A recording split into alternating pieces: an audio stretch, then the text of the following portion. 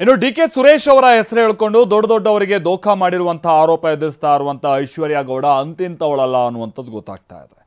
ಕಾಂಗ್ರೆಸ್ ಶಾಸಕ ವಿನಯ್ ಕುಲಕರ್ಣಿ ಜೊತೆಯೂ ಕೂಡ ವಂಚಕಿ ಐಶ್ವರ್ಯ ಗೌಡ ಬಹಳ ಲಿಂಕ್ ಹೊಂದಿದ್ದಾಳೆ ಅನ್ನುವಂಥದ್ದು ಗೊತ್ತಾಗ್ತಾ ಇದೆ. ವಿನಯ್ ಕುಲಕರ್ಣಿಗೆ ಗಿಫ್ಟ್ ನೀಡಲಾಗಿದ್ದಂತ ಒಂದು ಕಾರನ್ನ ಕೂಡ ಇದೀಗ ಪೊಲೀಸರು ಸೀಸ್ ಮಾಡಿದ್ದಾರೆ.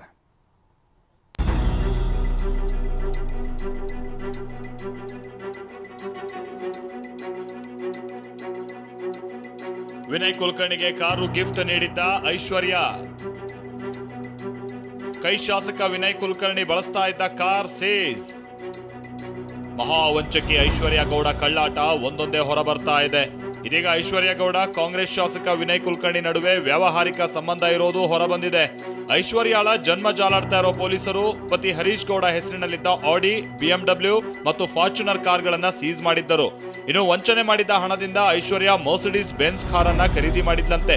ಅದೇ ಕಾರನ್ನ ಶಾಸಕ ವಿನಯ್ ಕುಲಕರ್ಣಿಗೆ ಗಿಫ್ಟ್ ಮಾಡಿದ್ದಳು ಅನ್ನೋದು ತನಿಖೆ ವೇಳೆ ಬಯಲಾಗಿದೆ. ಐಶ್ವರ್ಯ ಗೌಡಳಿಂದ ವಂಚನೆ ಆಗಿದೆ ಅಂತ ಹೇಳಿ ಇದುವರೆಗೆ 5 ಪ್ರಕರಣಗಳು ದಾಖಲಾಗಿದ್ದಾವೆ. ಅದರಲ್ಲಿ ಬೆಂಗಳೂರು ನಗರದಲ್ಲೇ 3 ಪ್ರಕರಣ, ಅದರಲ್ಲೂ ಬೆಂಗಳೂರಿನ ರಾಜರಾಜೇಶ್ವರಿ ನಗರ ಪೊಲೀಸ್ ಠಾಣೆಯಲ್ಲಿ 2 ಕೇಸು, ಚಂದ್ರ ಲೇಔಟ್ ಪೊಲೀಸ್ ಠಾಣೆಯಲ್ಲಿ 1 ಕೇಸ್ ದಾಖಲಾಗಿತ್ತು.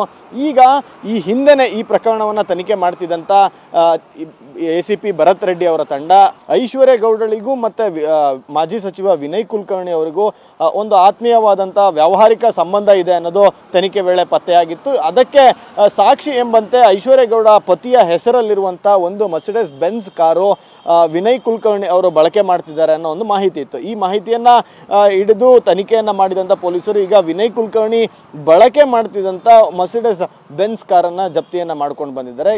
ಕಾಂಗ್ರೆಸ್ ಶಾಸಕ ವಿನಯ್ ಕುಲಕರ್ಣಿ ವಂಚಕಿ ಐಶ್ವರ್ಯ ಗೌಡ ನೀಡಿದ್ದ ಬೆನ್ಸ್ ಕಾರನ್ನ ಬಳಸ್ತಾ ಇದ್ರು. ಇದೀಗ ಆ ಕಾರನ್ನ ಸೀಸ್ ಮಾಡಿರುವ ಪೊಲೀಸರು ತನಿಖೆ ಮುಂದುವರೆಸಿದ್ದಾರೆ.